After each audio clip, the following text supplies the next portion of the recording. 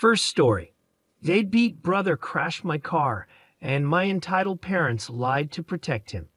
I have an older brother, John, who has always treated me badly. We're just a year apart, but he used to beat me up as kids and always acted like everything I owned belonged to him too.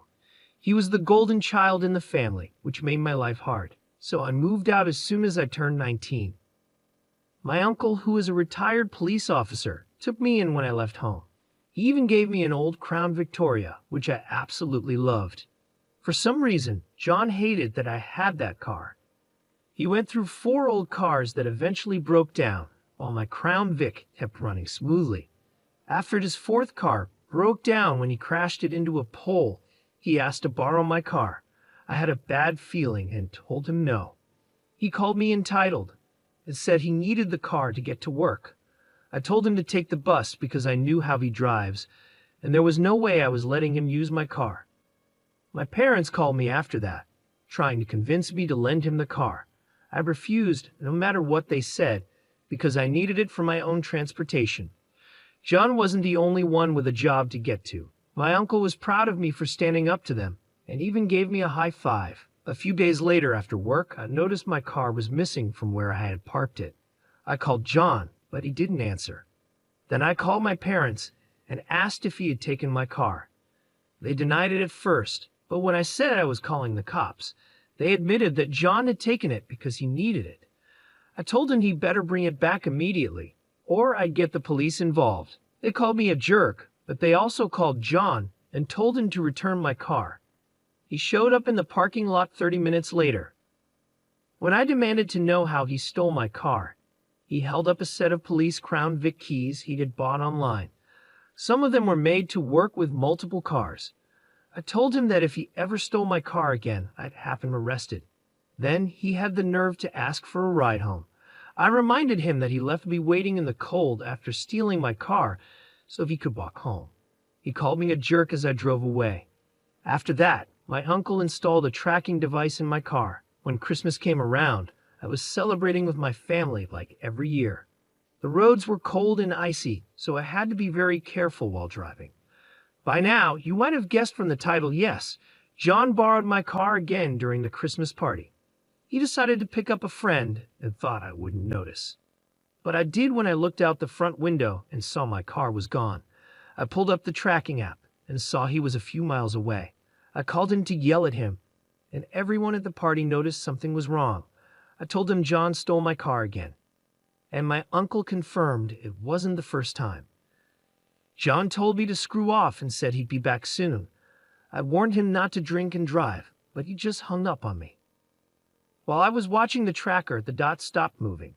Then we got a panic call from John asking for help. He had crashed my car because he couldn't handle the icy roads and wasn't used to driving a rear-wheel drive vehicle. We all piled into my parents' minivan and followed the tracker to find him. We found John by the road with my Crown Vic nose deep in a snow-filled ditch. My uncle was furious since the car used to be a police vehicle, and I was beyond angry with John for stealing my car again. My parents wanted me to let it go, but I said enough was enough and that I was going to call the police. John begged me not to because he had been drinking before driving and would get a DUI.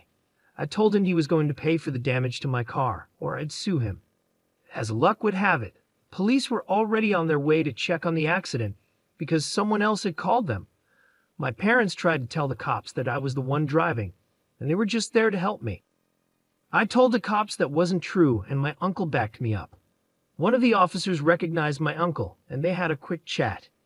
Then the police asked John for his license, and that's when I found out his license was suspended because of his last car crash. They also gave him a breathalyzer test. John ended up in handcuffs while my mom cried and begged the police not to take him away.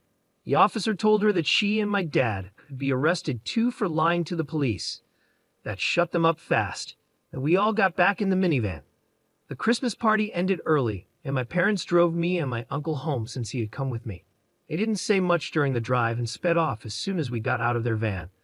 They almost slid off the road themselves doing that.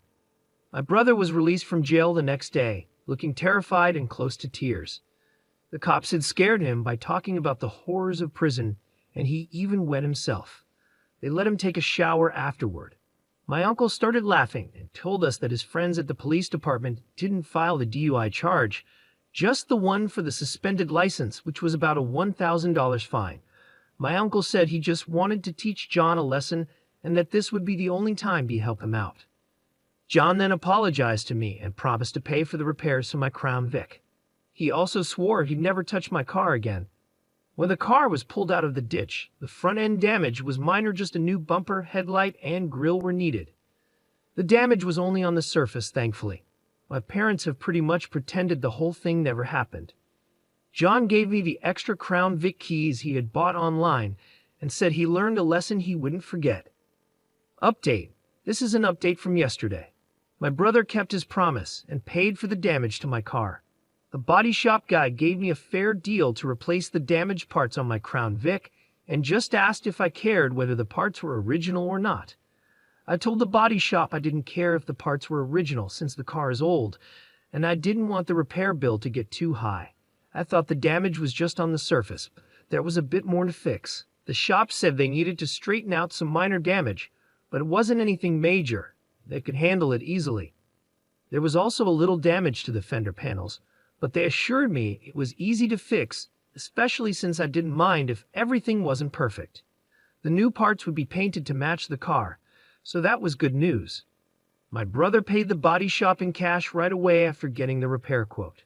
He seemed eager to hand over the money and said goodbye politely. I won't say how much it cost, but it definitely hurt his savings, especially after paying the fine for driving without a license. He was hoping to get a new car, but now he can't until his license suspension is over, which I think will be a while. My parents had given my brother a ride to the body shop, and after he left, they stayed behind to scold me for making him spend all of his money fixing my car. I could tell they were about to say something about how I should have just let him use my car in the first place, and how this all could have been avoided if I had.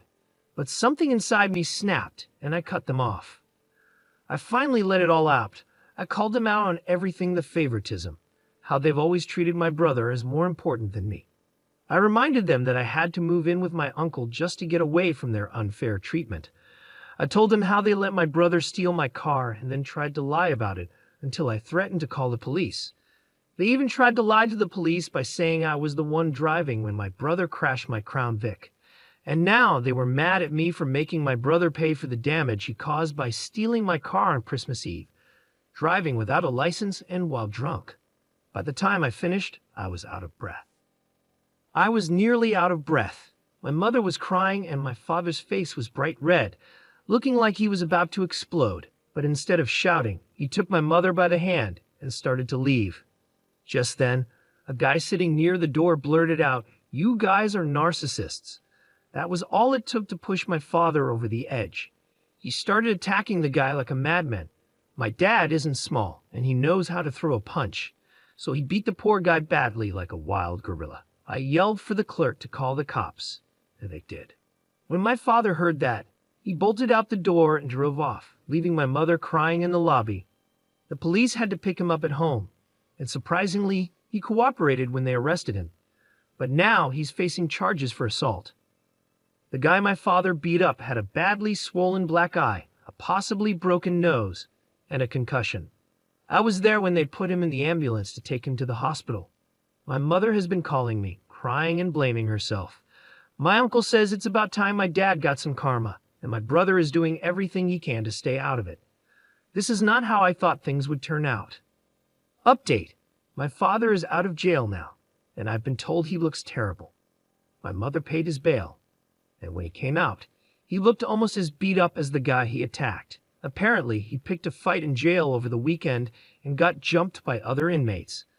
My uncle went with my mother when my father was released and described what he looked like to me. He said my dad has 2 black eyes, dark bruises all over, a fat lip, and is missing a tooth. My uncle said my father didn't try to blame me for anything this time. He barely spoke at all. He just got into the minivan with my mother and went home. I managed to get in touch with the guy my father beat up. A friend of a friend knows him. I'll call him Scott for now. My father beat Scott up pretty badly. Scott has a concussion from hitting his head against the wall after being punched several times. His nose is indeed broken, and he's in a neck brace. He spent 3 days in the hospital. When I asked him what he planned to do, he confirmed that he's going to sue my father and has already spoken to a lawyer. I told him to do what he needed to do, but I don't have any more details about the case. My friends and I put together a gift basket for Scott, and we all chipped in some money since he won't be able to work for a while. Even my uncle contributed, even though he didn't have to. Scott was very thankful when we gave it to him. My mother hasn't tried to call or text me since my father was released, but my brother texted me that she's still been crying a bit, and my father has been mostly silent since he got home, hardly leaving the couch. The last time my father was like this, he didn't speak to anyone for at least a week, but this situation is much worse than what made him go silent last time. Final update. I know it's been months, but I finally have an update. The guy my father beat up is doing fine now, though he still needs to get his nose fixed. The rest of his injuries have healed well. He filed a lawsuit against my parents, and at first my father was determined to fight it, but he eventually changed his mind. Why? Well, for a few reasons. First, someone broke several windows on my parents' minivan in the middle of the night. My uncle said the police think it was done with a BB gun, but they couldn't find out who did it. My father replaced the windows himself, as he's done that before, and there hasn't been any more vandalism since. I think whoever did it might be connected to the guy my father beat up. Second, a lawyer told my father that he had no chance of winning in court. There was CCTV footage, as several witnesses, including me, and no judge would side with him. The last thing that made him change his mind was when my mother threatened to divorce him. That seemed to be enough for him to finally give in. They settled the lawsuit in mediation before it went to court, but I don't know how much my father paid because my mother won't tell me. I'm guessing it was a lot.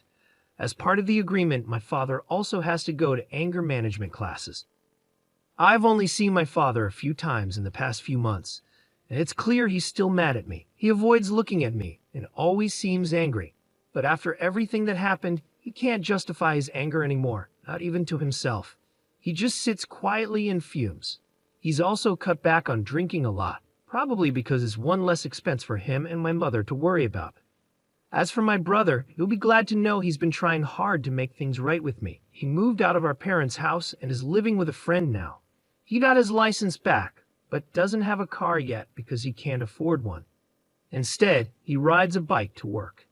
His relationship with our parents is more strained now, though. After a while, our father started blaming him for everything that happened over the holidays, and our mother had to calm him down. My father is a lot calmer now since he started going to anger management, but it's clear he still doesn't like me. It's not like my parents are suggesting family therapy or couples therapy. I think my father doesn't want more people telling him he's wrong, and my brother and uncle agree with that. My father is still working, though his clients dropped off for a while. He's back on his feet now. My mother says he wants to get dentures for his missing teeth. It turns out he lost more than one tooth after getting out of jail. Initially, it was just one, but several of his upper teeth were already in bad shape, and he had to have more pulled. Now he's missing 5 teeth on the upper left side of his mouth. A lot of people criticized my uncle for keeping my brother's DUI from being filed, and I had mixed feelings about it too. My uncle read many of the comments and finally said, after a few months, that he'd never do something like that again, no matter who it is. I agree with him, and my brother understands too, so no one will ever expect my uncle to just fix things if they get arrested again. So, that's my final update. See you all later. P.S. Yes, my car is doing fine. It has a tracker and a kill switch now, and there have been no mechanical issues since it was repaired. I think this story might be fake because everything seems too convenient, but I'll keep updating as the original poster shares more. Second story. My deadbeat husband left our toddler and baby on a busy road, and they almost died, so I packed my bags and left. Now he's begging for forgiveness. What should I do? Hey Reddit, I need to share what happened because I'm still shaking. I'm 27 and have been with my husband, who's 32, since 2024. We have a 5-year-old daughter and a newborn son. But tonight, something terrible almost happened. My husband has always had trouble focusing, but I never thought it would go this far. Our neighborhood is laid out strangely, with cars speeding by all the time. I was folding clothes when I suddenly heard our daughter scream, "Dad, help." That scream made me drop everything and run outside. What I saw made my heart stop. Our newborn stroller was rolling toward the busy street. I screamed and ran as fast as I could, barely stopping the stroller in time. My daughter had fallen and scratched her hands and knees while trying to chase after the stroller. I grabbed my baby, my heart racing, and looked around for my husband. He wasn't watching the kids, he was chatting with the neighbors, completely unaware. The anger I felt was like nothing I've ever experienced. I stormed up to him, shouting in disbelief. He looked shocked at first, and then realized what had almost happened. He started apologizing and crying, but it was too late. I couldn't understand how he could be so careless, so blind to our daughter's screams and the stroller rolling away. I packed up the kids and left. I'm staying with my parents now, and they're on my side. But my husband keeps texting and begging for forgiveness, saying it was just an honest mistake. But I can't get over the fear of almost losing my baby because he couldn't focus for even a second. My daughter got hurt because he wasn't paying attention. I almost lost my son because he wasn't paying attention. I can't stop crying. I wish this had never happened. I'm sorry this is short, but I just want to hold my babies. And I can't stop shaking every time I think about it. What if I had been just 1 second late? Would I have been planning a funeral? I left the house because I hated it. I didn't feel like it was safe for the kids with all the traffic, and I was right. It's my husband's workhouse. And I can't be running around either. I had a C-section less than 5 weeks ago. A lot of people are asking why I wasn't watching the kids myself. I was doing their laundry like any parent does while my husband took the kids for a walk to spend time with them. He caused this situation all by himself. This has never happened before, so how was I supposed to know? People are asking why I didn't get him checked out. I'm not his mother. He's 32 years old. I'm tired of people acting like I have to parent my husband while I'm also taking care of a newborn and a toddler and still healing from a C-section. I even tore my stitches when I ran to save my baby. I don't care if it was his ADHD. The court wouldn't care either. If he had killed my child, he would have gone to prison, no matter what. Relevant comments and additional information from the OP. A specific comment mentioned, okay, he was 99% wrong, and I'd be furious just like you. But I'm a little confused about the situation. Why was your baby left unattended in a stroller? How did the stroller end up in the road if you were at home? Is it normal for your baby to be out front in the stroller while your toddler plays outside? Maybe it was a freak accident. As a mom, I have to be honest, most of us have had near-death experiences with our kids. We could be naive and expect our little ones to have more awareness and survival skills than they do.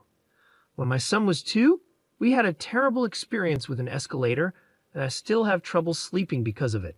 Every parent has these moments unless they're insanely lucky. I don't fully understand what happened, but it seems like he's really sorry and feels awful. Once you go through something like this, you never forget it. If he truly loves your kids, he's devastated and has learned a hard lesson.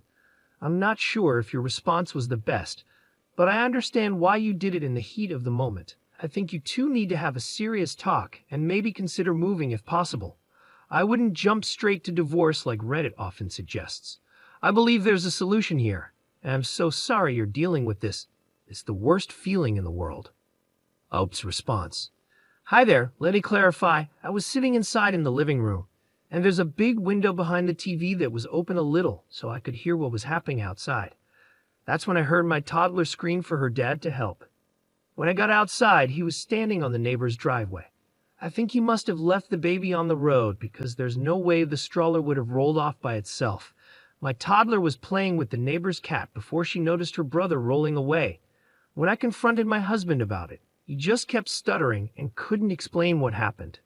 I still don't know if he forgot to put the brakes on the stroller, if the wind pushed it, or something else. My neighbor contacted me and asked if I wanted the security footage because his wife is completely on my side. So I'll probably find out what happened once I get the video. Comment. I understand this is a horrible situation, but saying you don't care if it was his ADHD won't help and might make things worse. It's important to remember that with ADHD, sometimes people don't register things like this at all. People with ADHD often have shorter life expectancies because they may accidentally harm themselves. This isn't the same as being careless. Learning more about ADHD could help you both stay safer. Understanding how my ADHD works and using specific precautions has probably saved my life. You should tell your husband what you need from him, whether that's getting better control of his ADHD through medication or other methods, or setting clear rules like not taking the kids out front without you. It's strange that neither your husband nor the neighbor noticed the stroller you did from inside. Were the neighbors just watching the stroller roll toward the street? Was your husband somewhere where he couldn't see it? Were you already heading outside when this happened? I'm trying to understand why neither your husband nor the neighbor noticed, but you did from inside. People with ADHD usually react quickly in emergencies, so this seems odd. I'm not accusing you of leaving anything out, but think about what your husband and the neighbor were doing that they missed it. Something feels off. This is a terrible situation. I once lost a pet due to inattention from ADHD, but I can't imagine nearly losing a child. Op's response. That's why I'm waiting for the footage. It doesn't make sense how this all happened. I'm not sure how to describe my house. There's a big window in the living room that was open a bit so I could hear outside. The neighbor's house is 3 houses away, and we live at the end of the street near a main road. When you walk into my house, the living room is on the left, and the kitchen is on the right.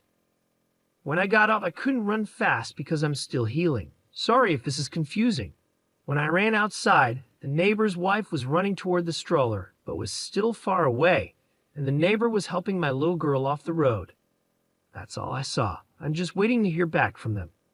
My husband was just standing there with his hands on his head, doing nothing. Comment. I was shocked when I read what happened. Are you okay? Did you hurt yourself more? You just had a baby. What was your husband doing? Being outside with small children, especially near a busy street, should be like watching them swim. Anything can happen in an instant. I hope you're okay. Do you have cameras in your house? I wonder how long your husband was talking to the neighbor. Op's response. I tore my C-section stitches and had to go to the ER. While I was there, I made sure my little girl got her knees and hands bandaged up. The crazy thing is, I didn't even realize I was bleeding until I was in my parents' car. My mom noticed and panicked, taking the baby back to their house while my dad took me and my daughter to the hospital. Update 15 hours later. The neighbor's wife sent me the footage, and I just can't believe what I saw. My husband was walking with the stroller, and our toddler was in front of them. When they passed the neighbor's house, the neighbor was outside washing his car, and our toddler saw his cat and stopped to pet it. My husband stopped too, but he left the baby on the road. He didn't even bother locking the stroller wheels and walked all the way up the driveway without looking back. He had his back to the stroller for about 10 minutes before it suddenly started moving. I think it was because the road is on a hill, or maybe it was the wind. My toddler never went near the stroller. The stroller rolled down the road, and that's when my toddler started screaming and running after it.